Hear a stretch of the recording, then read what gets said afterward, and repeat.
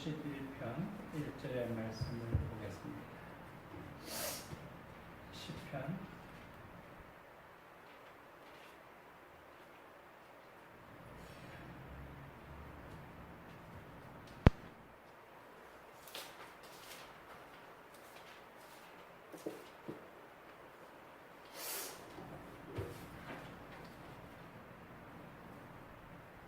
'하나님이여 주의 인자를 쫓아 나를 긍휼히 여기시며 많은 자비를 쫓아 내 죄가를 도말하소서.' 오늘 이 시편은 다윗이 기록한 시편입니다.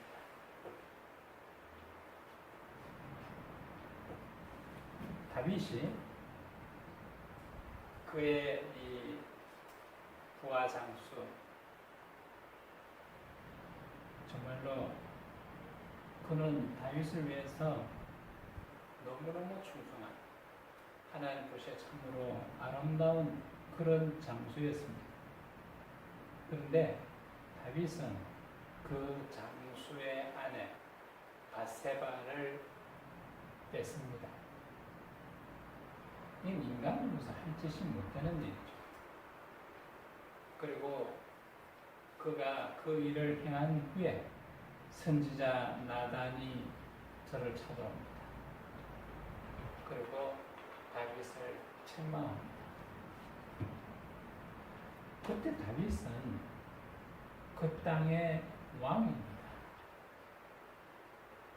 누구라도 그 앞에서 그렇게 함부로 할 수 없는, 자기가 원하면 원하는 대로 모든 것을 할 수 있는 그런 자 다윗이었습니다.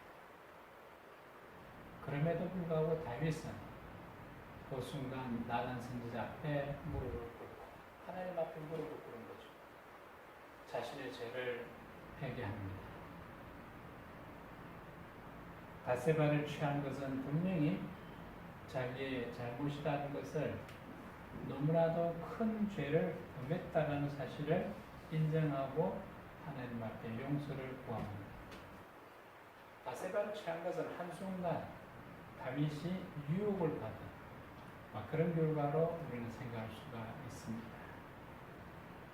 아무리 믿음이 위대한 그런 사람 다윗이었지라도 그도 역시 죄인이기 때문에 언제나 사탄의 유혹을 받는 그런 존재일 수밖에 없다는 것이 이 바세바 사건을 통해서 우리는 알 수 있습니다. 그러므로 우리는 믿음 안에서 늘 깨어있는 그런 신앙의 모습을 보여야 됩니다. 한순간 다윗이 방심하는 순간 사탄이 그를 유혹했고, 그 유혹에 그는 너무나도 쉽게 넘어간 죄인된 모습을 지닌 그런 사람이었다는 겁니다. 그렇게 위대한 왕이었지만 그도 역시 죄인이었다는 사실, 그리고 그가 즉시 그 사실을 깨닫고 하나님 앞에 용서를 구하는 모습, 그것은 우리가 참으로 본받아야 될 신앙인의 모습이었습니다. 오늘 우리는 이 다윗을 통해서 참된 믿음의 모습, 우리가 신앙한다는 것은 그 핵심이 무엇일까를 생각할 수 있게 해줍니다. 우리는 지금까지 참으로 많은 세월 동안 교회를 출석하면서 신앙생활을 한다, 믿음의 생활을 한다, 이렇게 하고 살아온 겁니다. 그렇다고 하면 과연 이 신앙생활, 믿음에 있어서 그 중심이 되는, 우리가 반드시 꼭 붙잡아야 될 그 핵심은 무엇일까 하는 겁니다. 그냥 교회 출석하고 주일이니까 예배 참석하고 이런 것이 믿음 생활이냐 하면 아닙니다. 정말 아무 생각 없이 다니는 것은, 그것은 죽은 신앙과도 다름없습니다. 진실로 우리가 살아있는 믿음의 생활을 하기 위해서는 우리가 꼭 붙잡아야 될 것, 바로 하나님과의 관계 정립입니다. 이 하나님과의 관계를 바르게 정립하기 위해서는 절대적으로 필요한 것이 무엇인가 하면 우리 스스로 죄인임에 대한 인식입니다. 오늘 다윗은 그가 진실로 하나님 앞에 죄인된 자라는 고백을 함으로써 그는 비로소 하나님과의 관계 정립에 성공한 인물이 되게 됩니다. 우리는 하나님 앞에 어쩔 수 없는 죄인이고 그래서 절대적으로 나를 이 죄에서 건져내어 주실 자가 필요하다라는 그런 절박함이 잉태될 때 우리에게는 비로소 하나님의 존재의 중요성이 인정될 수 있게 됩니다. 우리를 죄에서 건져내어 주실 자, 즉 예수 그리스도. 그는 하나님이시며 나를 구원하실 자라는 그 사실에 대한 분명한 인식. 이것은 내가 죄인이라고 고백할 때 비로소 가능해지는 일이며 이로 인해서 우리는 주님과 나와의 다른 관계를 정립할 수 있게 됩니다. 만약에 우리가 이 관계 정립에 실패한다면, 우리가 이 관계를 바르게 정립하지 못한다면 이것은 도대체 무슨 의미가 될까 하는 것입니다. 우리 스스로 죄인이라는 깊은 인식이 없는 상태에서 한번 생각을 해보시기 바랍니다. 내가 죄인이라는 인식이 없는데 나를 죄에서 건져줄 그 존재가 필요하겠느냐 하는 겁니다. 그 존재에 대한 갈급함이 있겠느냐 하는 겁니다. 있을 수가 없죠. 따라서 예수 그리스도를 나의 구세주로 받아들일 이유도 없습니다. 그리고 또한 나를 천국으로 인도해 줄 그 성령 하나님의 존재 자체도 내게는 무의미해집니다. 내가 죄인이 아닌데 어떻게 죄인을 구해내고 그 죄인을 바르게 인도할 그 성령 하나님이 내게 필요하냐는 겁니다. 따라서 성자 하나님도 내게 필요 없고 성령 하나님도 내게 필요 없고, 그래서 하나님과의 관계가 전혀 성립되지 않는 그런 모습, 과연 우리의 믿음 생활을 하는 그런 모습이 될 수 있을까 하는 겁니다. 진실로 참된 이 다윗과 같은 죄에 대한 인식이 있을 때, 그때 우리는 비로소 한순간이라도 주님의 도우심이 없이는 내가 설 수가 없나이다라는 고백을 할 수 있게 되고, 그때 비로소 주님과 나와의 관계는 바르게 정립이 될 수가 있게 됩니다. 오늘 이 다윗은 이 시편 51장을 통해서 자신의 그 죄인됨을 너무나도 선명하고 권능적으로 또 밝히고 있습니다. 5절에 보시게 되면 내가 죄악 중에 출생하였으니, 그는 근원적으로 본질적으로 죄인이라는 고백을 하고 있습니다. 모친이 죄 중에서 나를 잉태하였나이다. 이는 온전한 원죄에 대한 고백입니다. 그는 본질적으로 처음부터 본원적으로 죄인이었기 때문에 연약할 수밖에 없는 그런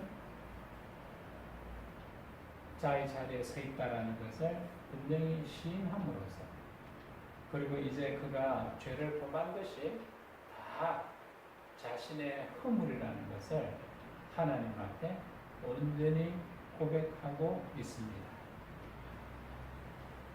다윗의 바로 이 깨달음, 죄에 대한 깊은 깨달음을 통한 이 깨달음 위에 그는 자신의 믿음을 쌓아간 것을 우리는 발견하게 됩니다.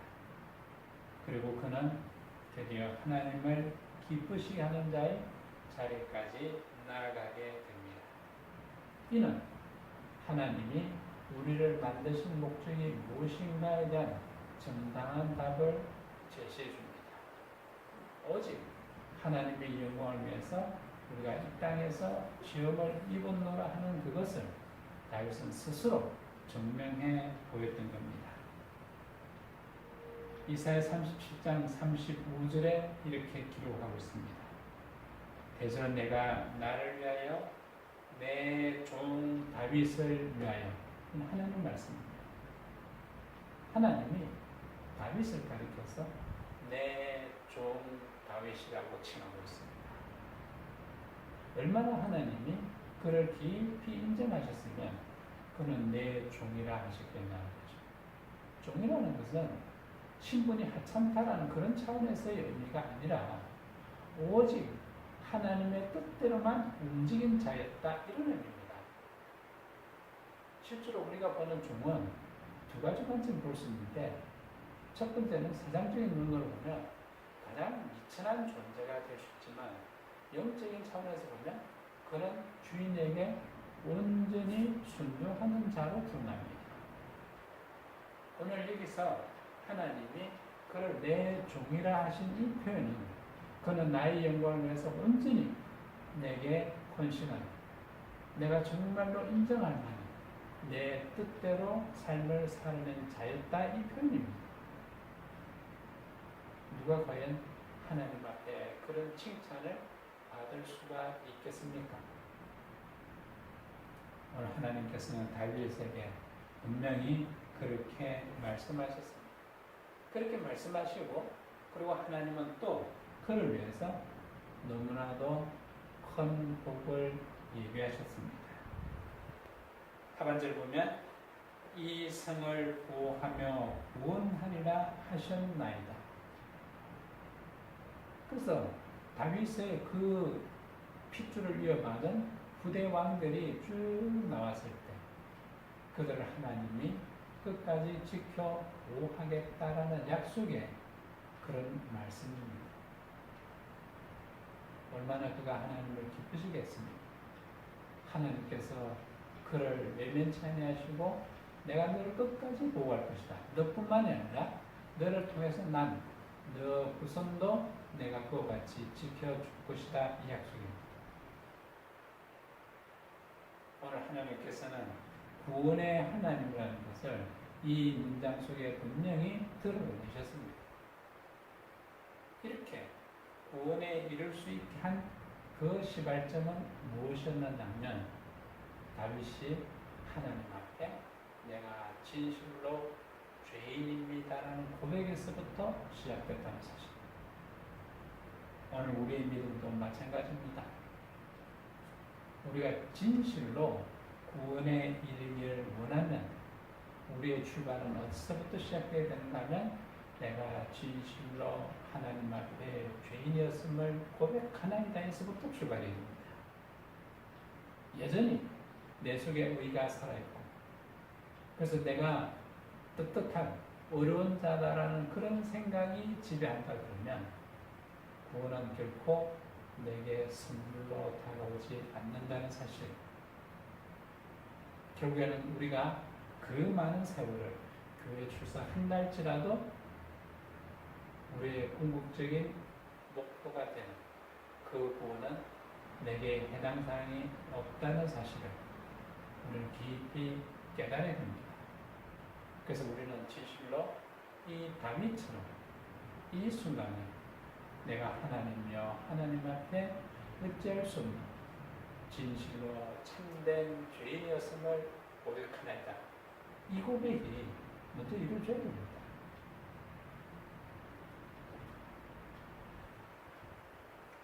오늘 이사야 37장 35절의 이 말씀은 오늘 세월이 많이 흐른 후에 이제 다윗의 후손 히스기야라는 왕이 있을 때, 그때 아수르가 이 유다를 공격합니다.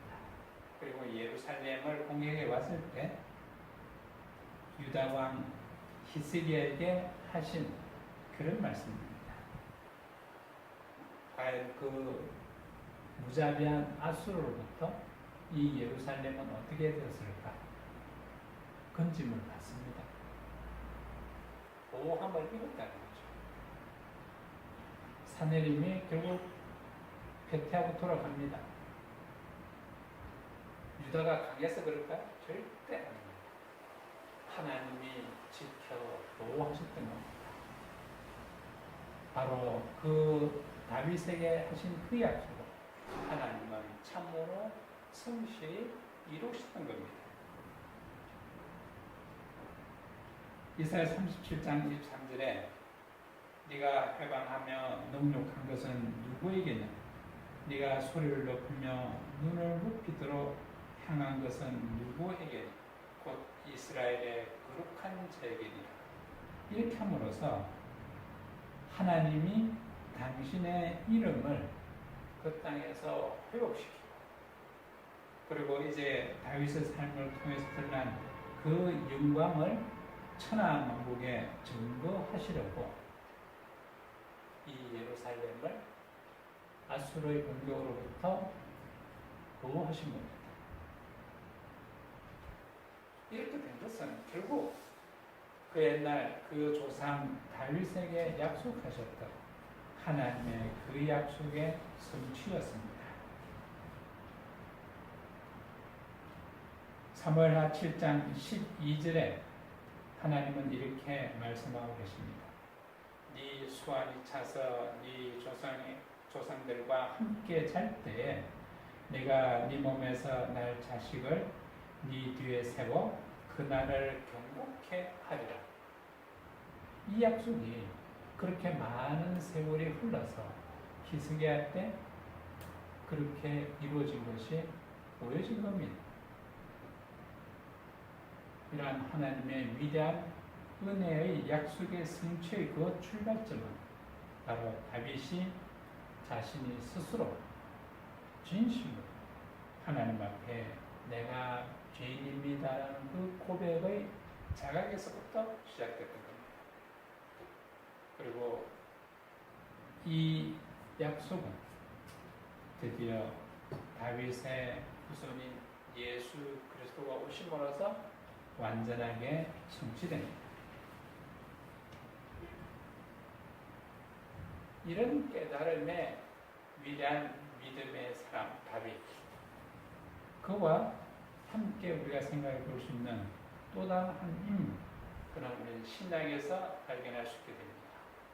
바로 사도 바울입니다. 그는 하나님과의 이 관계 정립에 성공한 또 다른 대표적인 인물이 됩니다. 그도 다윗처럼 죄에 대한 깊은 인식을 이루어낸 자입니다. 물론 처음부터 그랬던 건 아니죠. 그가 다메섹으로 가는 그 길에서 주님이 그를 부르시고, 그리고 그로 하여금 깨달음에 도달하게 하시는 그런 은혜를 그가 누립니다. 그래서 그 주님과의 만남을 통해서 그는 스스로 죄인임을 깨닫게 됩니다. 그리고 그가 고백하기를 디모데전서 1장 15절에 이렇게 이야기하고 있습니다. 믿보다 모든 사람이 받을 만한 이 말이요, 그리스도 예수께서 죄인을 구원하시려고 세상에 임하셨다.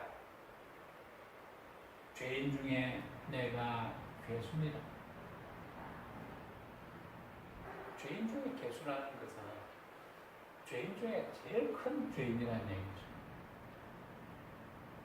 얼마나 죄에 대한 온전한 깨달음을 깨달았으면 그가 이런 표현을 썼을까? 적당하게. 아니 뭐 남들이 뭐 사람들은 다 죄인이라 하니까 그래 나도 죄인이라고 하지. 이런 정도의 깨달음으로는 이 표현을 쓸 수가 없습니다. 자신의 죄를 돌아봤더니 이건 너무나도 엄청난 죄라는 거죠. 그래서 과연 내처럼 이렇게 큰 죄를 지은 사람이 이 세상에 또 있을까라는 그런 생각에서 나온 표현이 내가 죄인 중에 괴수로다. 두목이라는 거죠. 이 깨달음은 그러하여금 예수께서 죄인을 구원하시려고 세상에 임하셨도다라는 바로 이 믿음의 고백까지 이르게 됩니다. 만약에 죄인이라는 깨달음이 없었다고 하면 예수께서 죄인을 구원하시려고 이 세상에 임하셨다라는 이 말에 도달할 수 있겠냐는 겁니다. 결단코 있을 수가 없습니다. 이 말이 이루어지지 않는다라는 것은 결국 무슨 얘기인가 하면 내게는 예수가 필요 없어 이런 얘기죠. 결국에는 외형적으로는 예수를 믿는다 할지라도 내면적으로는 예수를 믿지 않는 겁니다. 그래서 불신자의 모습과 똑같은 모습입니다. 그런 자에게 구원이 허락될 수 있을까라고 하면 불가능합니다. 하나님은 그런 자에게조차도 강제적으로 구원을 허락하시는 그런 무자비한 하나님이 아닙니다. 하나님은 지극히 인격적이시기 때문에 우리가 진실로 이런 깨달음이 있을 때 비로소 하나님은 우리를 만나주시는 겁니다. 그때의 만남은 인격과 인격의 교류라고 할 수가 있죠.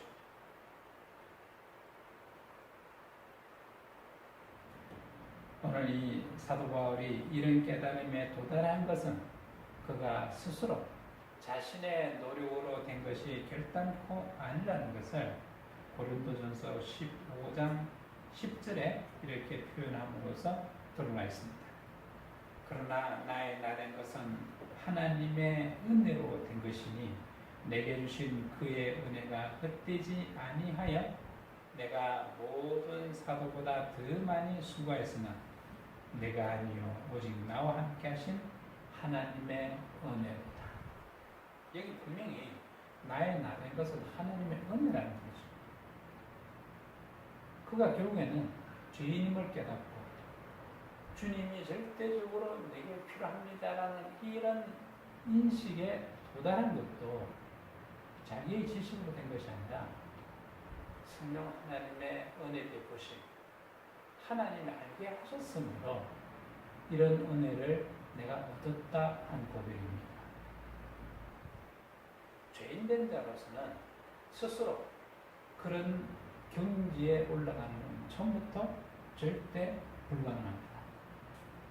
만약에 그것이 가능하다 그러면 하나님이 선택하지 않은 자들도 결국에는 이런 깨달음에 스스로 도달할 수 있게 되고 그렇게 되면 그도 역시 구원받을 자와 같은 지위에 설 수 있다는 얘기가 됩니다. 그렇게 된다 그러면 우리의 모든 하나님에 대한 원리가 다 무너집니다. 그래서 하나님이 선택하지 않은 자에게는 결단코 이런 깨달음이 선물로 주어지지 않는다는 사실. 그래서 그들은 결단코 주님을 나의 주님이라고 표현하지 않습니다. 받아들일 수가 없는 거죠.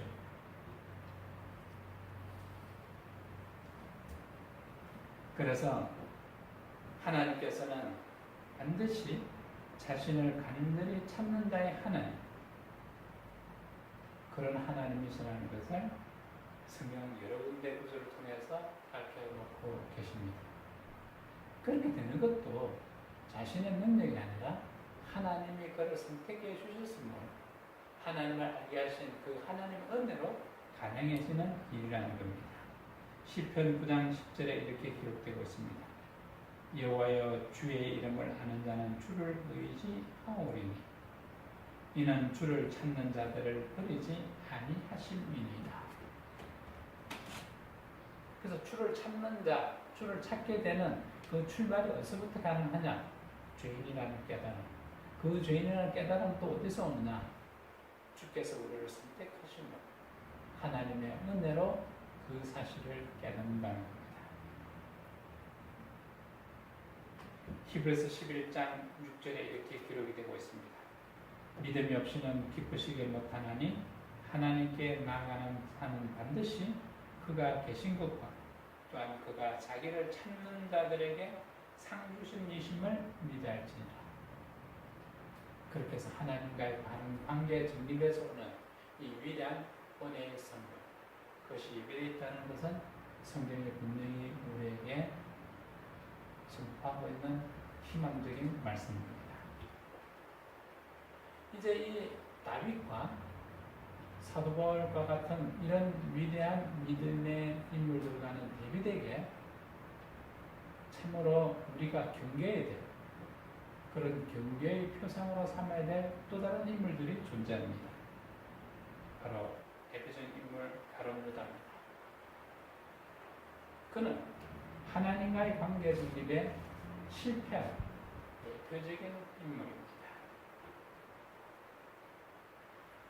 그는 처음부터 하나님이 내가 너를 선택해서 구원에 이르게 할 것이다 라고 의욕적으로 선택하신 자의 반면에 들지 못한 자였습니다.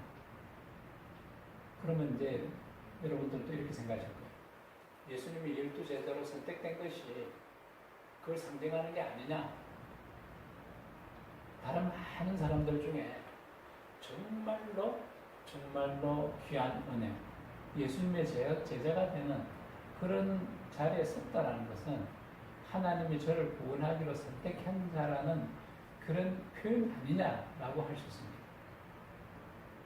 이건 우리가 예리하게 구별하셔야 되는데, 그는 하나님의 보통 은혜를 입은 자입니다. 우리가 은혜라고 하면 이 보통 은혜와 특별 은혜를 나누어서 생각해야 됩니다. 하나님이 특별히 구원하시기로 작정한 자, 그들은 특별 은혜를 입은, 그래서 특별 은혜를 입은 자만이 선택된 자에 설 수 있습니다.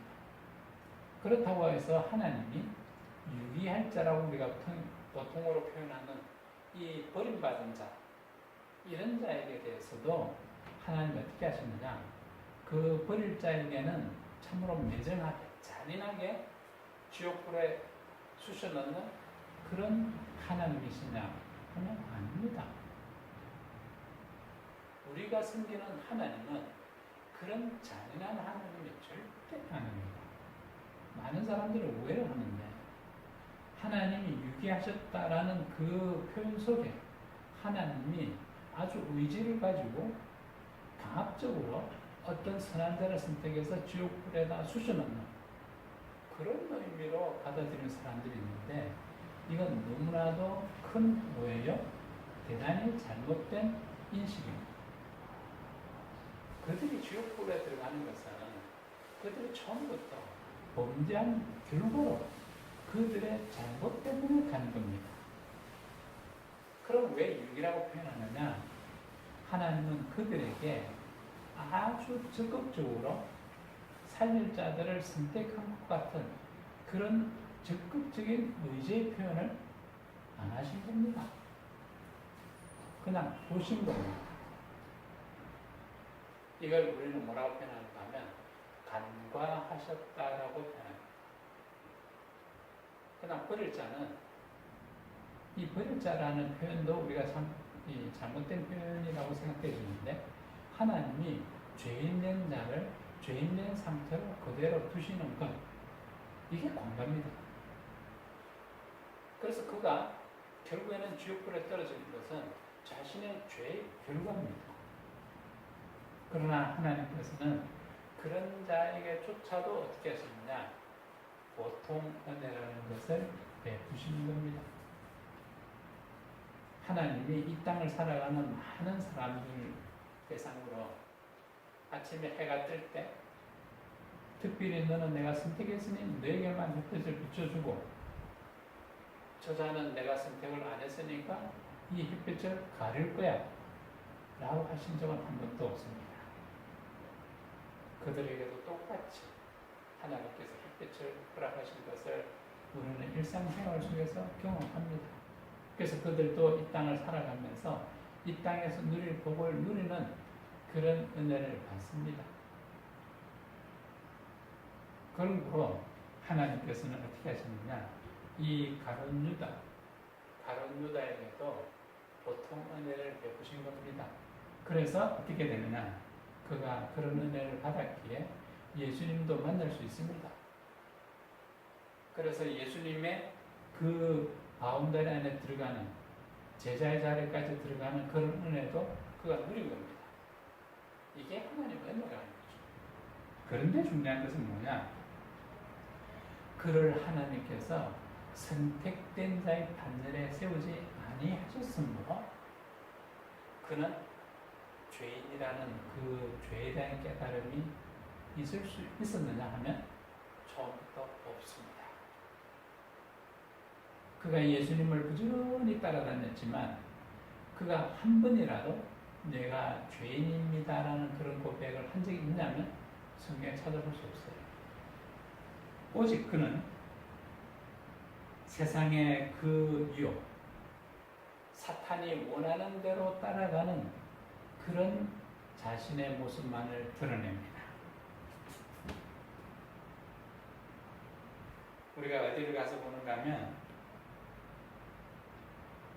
요한복음 6장 61절에 보면 예수께서 스스로 제자들이 이 말씀에 대해 수군거리는 줄 아시고 가라사대 이 말이 너희에게 걸림이 되느냐? 그러면 너희가 인자의 이전 있던 곳으로 올라가는 것을 불꽃 같으면 어찌하리니? 살리는 것은 영이니 육은 무익하니라. 내가 너희에게 이런 말이 영이요 생명이라. 그러나 너희 중에 믿지 아니하는 자들이 있느니라 하시니, 이때 장면은 예수를 따르는 많은 무리들, 특별히 예수님의 12제자만 제자라 하는 것이 아니라 이 12제자 외에도 예수를 따르는 많은 무리들이 우리는 제자라고 합니다. 그때 예수님께서 그 자들을 향해서 하신 말씀이 요한복음 6장 64절의 이야기입니다. 너희 중에 믿지 아니하는 자들이 있느냐 하시니, 이는 예수께서 믿지 아니하는 자들이 누구며 자기를 팔 자가 누군지 처음부터 아신 이를. 그러니까 예수를 따르는 12명의 제자 외에 많은 무리들 가운데 그들 중에 어떻게 되느냐, 예수 안 믿는 그런 자들이 많이 있다는 거죠. 그들은 예수의 이적을 보고 너무나도 신기하기도 하고 또 자기에게 무슨 유익이 있을까 했어. 그래서 세상적인 그런 욕심으로 쫓아다닌 그런 사람도 많이 있었다는 거죠. 그리고 이제 12명의 제자 중에 딱 한 사람, 가룟 유다. 자기를 팔자가 누군지 처음부터 예수께서 아셨던 겁니다. 아니, 예수께서 12명 중에 한 명, 가룟 유다가 자신을 팔자라는 걸 알면서 어떻게 제자로 끌고 다니셨느냐? 이건 하나님의 정말 위대하신 섭리를 이루시기 위해서 하나님이 그렇게 하신 겁니다. 예수는 분명히 팔리셔야 됩니다. 그리고 그 팔림을 통해서 십자가에 매달리는 그 일을 당하셔야 됩니다. 왜냐하면 죄인된 우리를 살리는 메시아이시기 때문에 그렇습니다. 우리를 대신해서 죽으셔야만이 우리의 죄값을 치를 수 있고 우리가 죄에서 건짐을 받을 수 있게 되는 겁니다. 그래서 이 일을 위해서는 단 한 사람, 예수를 팔 자가 절대적으로 있어야 되는 겁니다. 그 자리에 가룟 유다가 섰다는 자체가 가룟 유다로서는 참으로 불행한 일이었습니다. 그건 누구의 일이냐? 가룟 유다가 선택한 겁니다. 예수께서 제자를 부르실 때 그거 나 싫어요 라고 하면 안 해도 되는 일입니다. 그런 기회가 주어졌을 때 가룟 유다는 자기 발로 걸어 들어온답니다.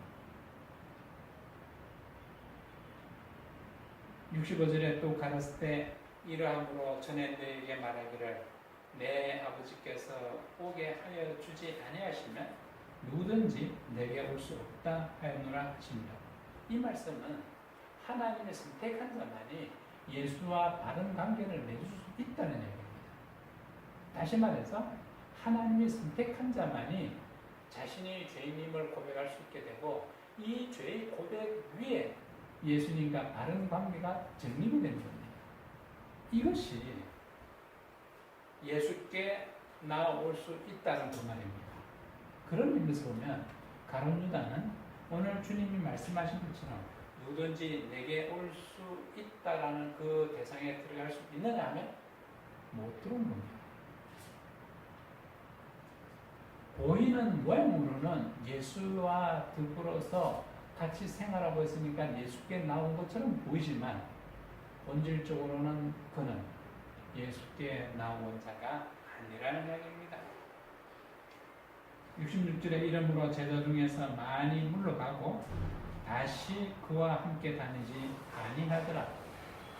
이건 12명의 제자 외에 예수에게 붙어 있으면 뭔가 세상적으로 유익한 일이 있을까라고 생각하고 세상적 유익을 위해서 따라다녔던 그 많은 무리들, 또 다른 예수님의 제자들, 그런 사람들을 이야기합니다. 그들은 더 이상 볼 일이 없으니까 이제 예수를 따라다니는 일을 다 그만두도록 한 겁니다. 그런 자들은 하나님이 선택한 자가 아니라는 거죠.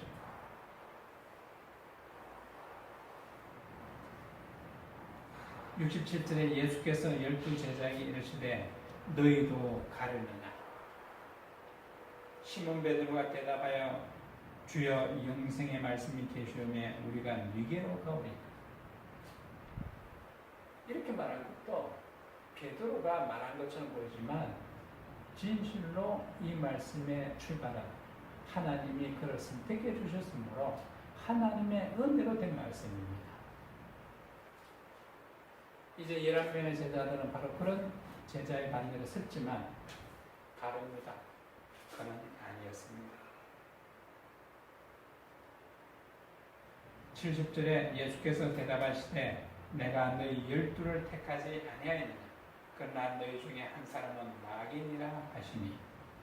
예수님이 가룟 유다에 대해서 다 알고 계시는 겁니다. 이 말씀은 가룟 시몬의 아들 유다를 가리키시며 저는 12 중에 하나로서 예수를 팔 자를. 왜 예수를 파는가 하면 그는 하나님의 선택함을 잊지 못했고 하나님을 선택함을 잊지 못했기 때문에 스스로 죄인이라는 고백을 하지 못했고 죄인이라는 고백이 없었기 때문에 내 죄를 내 죄에서 건져줄 메시아가 그에게 필요했냐? 필요 없었던 겁니다. 따라서 지금 자기가 따라가는 이 선생이라는 예수 그는 그를 진실로 자신의 구원의 메시아로 받아들이지 않았습니다. 주님과의 바른 관계가 정립이 안 돼 있는 겁니다. 이 가룟 유다의 이 행적 속에 그가 진실로 죄인이라는 고백은 우리가 찾아볼 수 없고 오직 세상적 욕망을 쫓아간 그의 모습만이 성경에 기록되어 있다는 것도 우리는 보게 됩니다. 마태복음 10장 38절에 이렇게 말씀하셨습니다. 자기 십자가를 지고 나를 쫓지 않는 자도 내게 합당치 아니하니라. 예수님께서 그렇게 말씀하셨습니다. 자기 십자가를 진다라는 것은 십자가라는 것 곧 죄에 대한 상징입니다. 십자가를 진다라는 것은 내가 죄인이라는 그 고백이 담겨져 있지 않고서는 불가능한 그런 자입니다.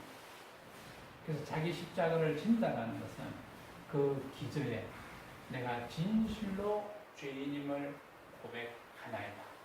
이게 있을 때 그는 내 죄를 사할 수 있는 그 길이 있음을 아나이다.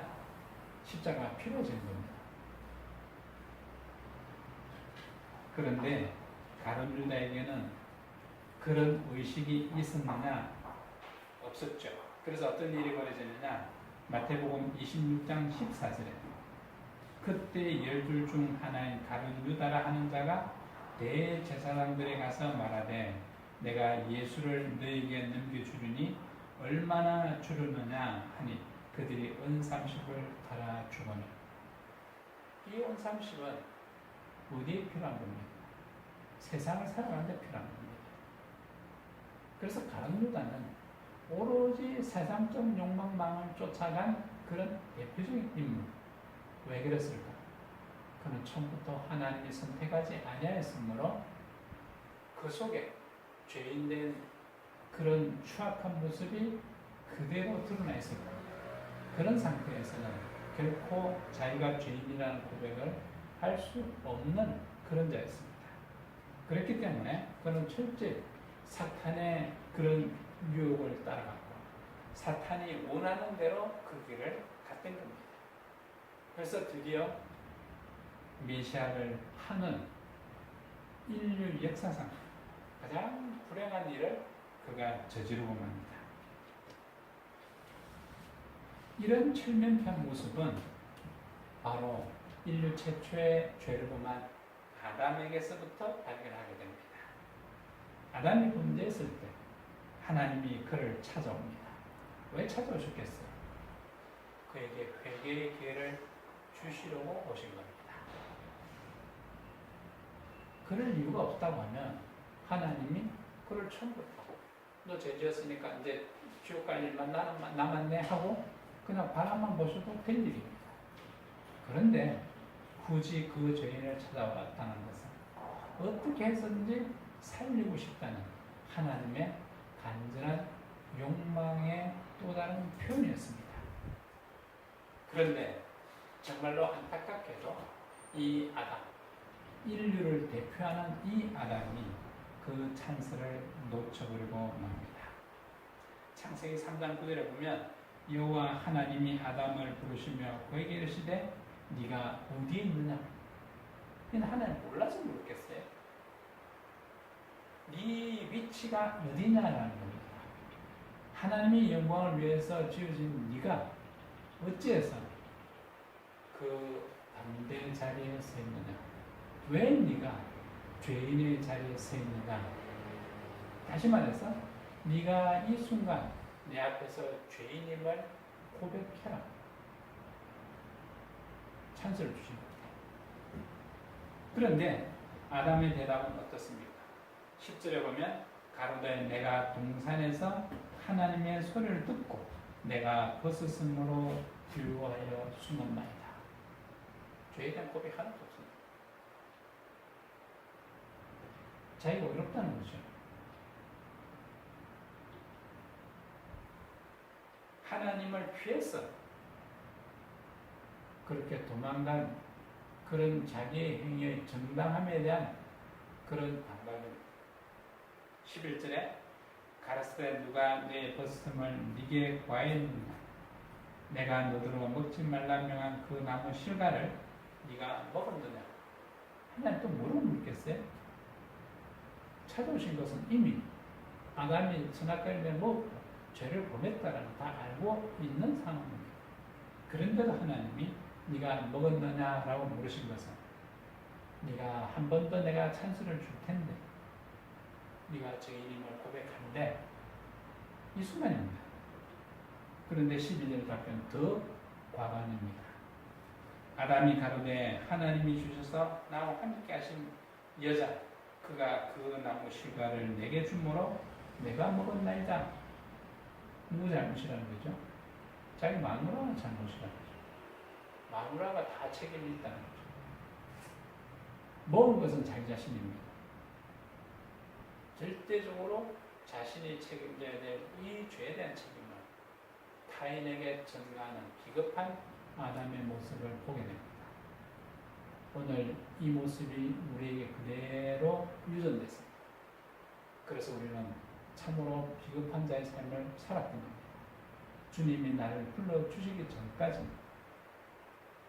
이제 우리는 주님이 나를 불러주셨으므로 이것이 참으로 비열하고 참으로 배은망덕하다는 것을 능히 알고 있습니다.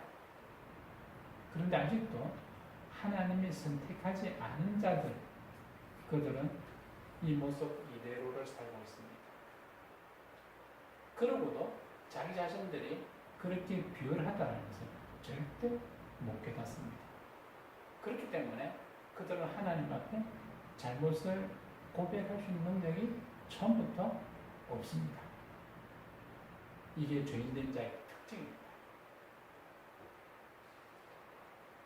이제 세월이 흘러 아담이 아들을 놓습니다.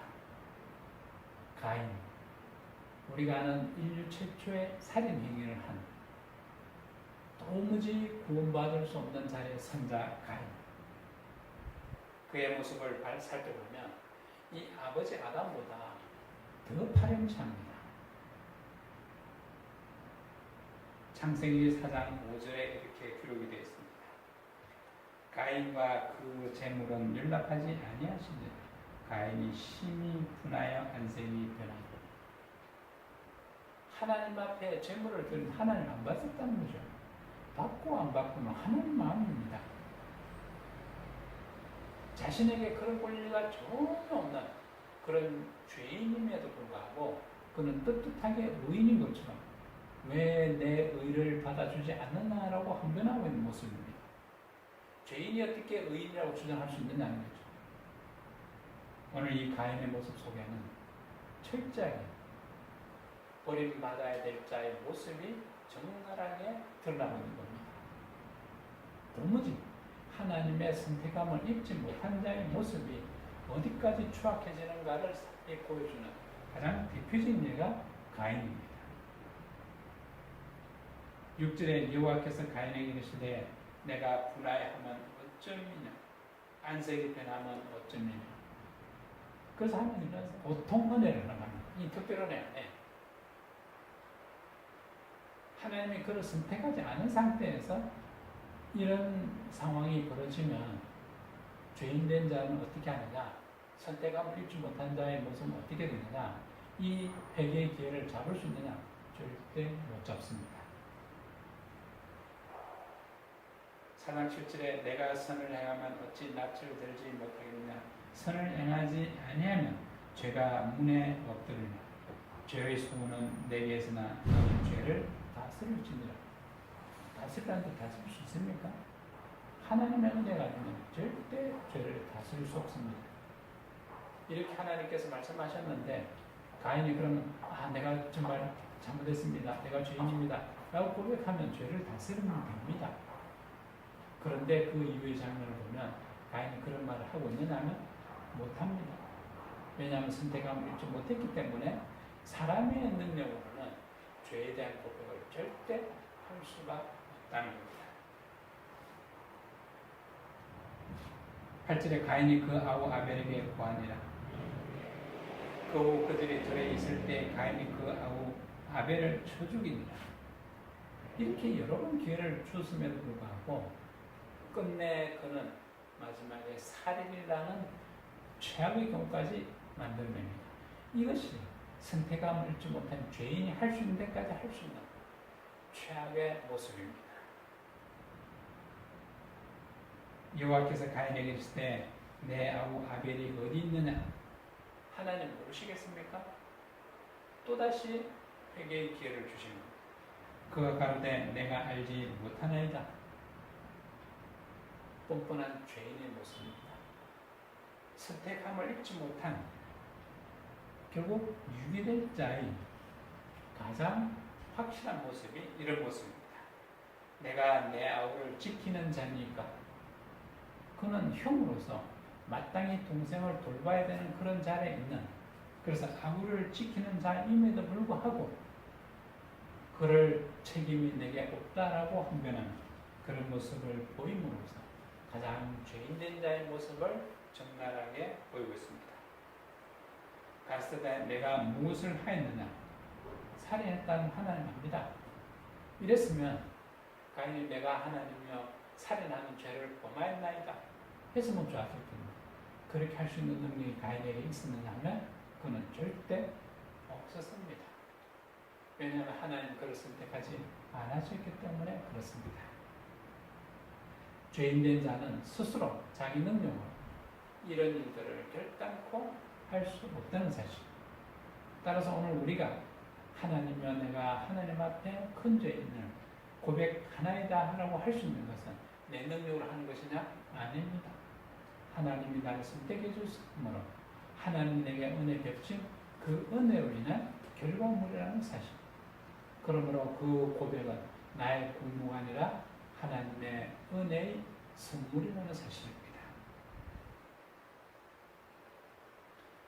13절에 보면 가인이 여호와께 고하되 내 죄벌이 너무 중하여 견딜 수 없나이다. 아니 그런 살인의 죄를 범하고도 하나님께서 그냥 그 땅에서 네가 유리하고 밭을 갈아도 소출이 별로 없고 이렇게 될 거라는 이 벌을 내리신 것이 가인이 생각할 때 너무 내게 과하다. 세상 형벌로도 보면 이 정도는 형벌도 아니죠. 하나님 너무나도 많이 봐주신 겁니다. 이런 정말 죽을 수밖에 없는 죄인, 그 죄를 지은 가인이지만 하나님이 그래도 이에게 그와 같은 은혜를 베푸신 것이 결국 무증한 하나님이 아니시라는 충분한 증거가 되고, 이런 것을 우리는 뭐라고 하느냐, 보통 은혜라고 이야기합니다. 그래서 그가 그 땅을 살아가는 데서 필요한 만치 하나님이 그렇게 은혜를 베푸심으로 하나님께서는 죄인된 자조차도 이와 같이 은혜를 베푸신 참으로 사랑이 넘치는 무한한 사랑의 하나님이라는 것을 성경적으로 정언하고 있는 겁니다. 그렇기 때문에 육이라는 것이 하나님의 잔인한 교리가 아니냐라고 하는 사람은 하나님을 제대로 알지 못합니다. 그래서 어떤 의미에서 보면 죄인이라는 그런 고백을 하지 못한 죄인 중에 똑똑한 사람들이 하는 그런 항변이라고 할 수 있습니다. 그리고 이 가인이 뭐라고 이야기하는가 하면 내가 땅에서 피하며 유리하는 자가 될지라 무릇 나를 만나는 자가 나를 죽이었나이다. 자기는 살인해놓고 자기 목숨 아깝다는 거죠. 그럴 때 하나님께서는 가인을 보호해 주시는 조치를 취해 주십니다. 얼마나 은혜스러운 하나님입니까? 죄로 인해서 영원히 자신의 죄값을 받아야 될 그런 처지에 있는 그런 인간을 불쌍히 여기시는 하나님이라는 거죠.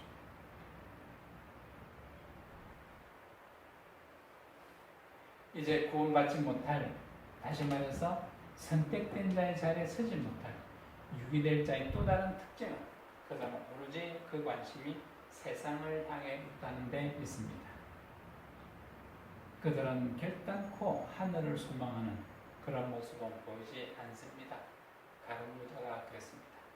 요한복음 12장 4절에 제자 중 하나로서 예수를 잡아줄 가룟 유다가 말하되 이 향료를 어찌하여 300데나리온에 팔아 가난한 자들에게 주지 아니하였느냐 하니,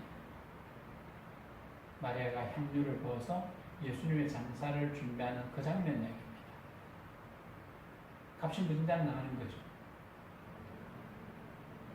값이 나가는 그 향료를 주님의 발에 부었다는 것은 자신의 모든 것을 바쳐서 주님 앞에 헌신한 자의 모습을 상징적으로 보여주는 겁니다. 그런데 가룟 유다는 뭐라고 하냐, 세상적인 계산으로 그 돈 팔아가지고 말로는 가난한 데 주면 좋지 않냐라고 이야기하는데, 실은 그 속내는 뭐 있는가 하면 가룟 유다는 예수님이 제자들과 함께 할 때 그때 총무역하는 사람입니다. 회계 담당자입니다. 돈깨를 맡은 자입니다. 이 돈이 자기에 들어오면 그 돈을 살짝 옆으로 편취하려는 생각을 처음부터 갖고 있었던 겁니다. 6절에 그렇게 기록하겠습니다. 이렇게 말하면 가난한 자들을 생각함이 아니요 저는 도적이라 돈깨를 맡고 거기 넣는 것을 훔쳐갑니다. 선택감을 입지 못한 자는 이런 행동을 하면서 살아갈 수밖에 없습니다. 그럼에도 불구하고 그는 이 죄에 대한 깨달음을 갖고 있느냐면 전혀 없습니다.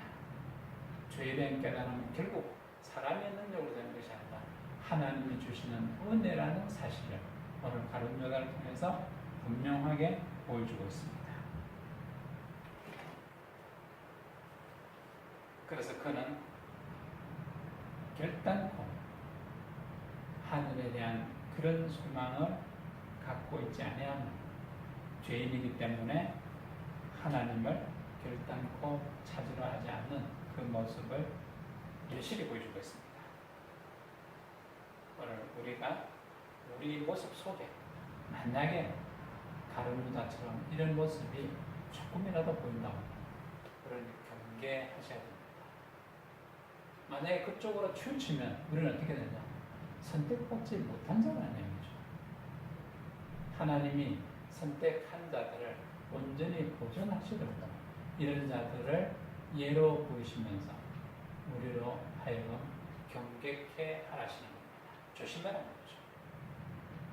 그래서 우리의 구원이 온전히 완성되어 주도록 그래서 가장 빠른 시간 안에 가장 우리가 편안하게 완전하게 그렇게 구원에 이르시기를 원하시는 하나님의 간절한 열망이 그 속에 담겨져 있는 겁니다. 하나님의 그 소망하시는 대로 우리가 이 믿음의 생활을 온전히 이루어내서 다윗처럼 그렇게 하나님을 진실로 기쁘게 하는 온 믿음의 백성들이